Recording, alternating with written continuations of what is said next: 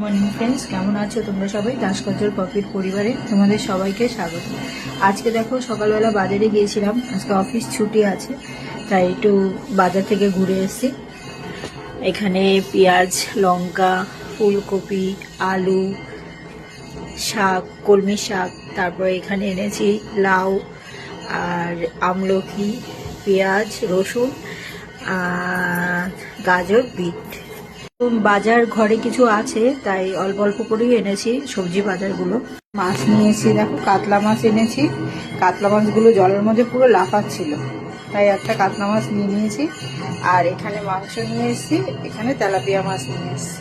আমি একবারই বাজার করে নিই, কেননা আমার টাইম হয় না, যেহেতু অফিসে যাই। মাসের বাজারগুলো একবারে করে নিই। মাছ, মাংস এগুলো আমার 1 মাস হয়ে যাবে। সবজিগুলো যদিও 1 মাস যায় না, আমি অফিস থেকে আসার পথে সবজিটা কেনা যায়, কিন্তু মাছটা কিনতে ভীষণ প্রবলেম হয়, তাই ছুটির দিনই মাছটা কিনে নিই। তো ভিডিওটা কেমন লাগলো একটু কমেন্টে জানিও। ভালো লাগলে একটা লাইক দিও, একটা শেয়ার করে দিও। টাটা, সবাই ভালো থেকো, সুস্থ থেকো।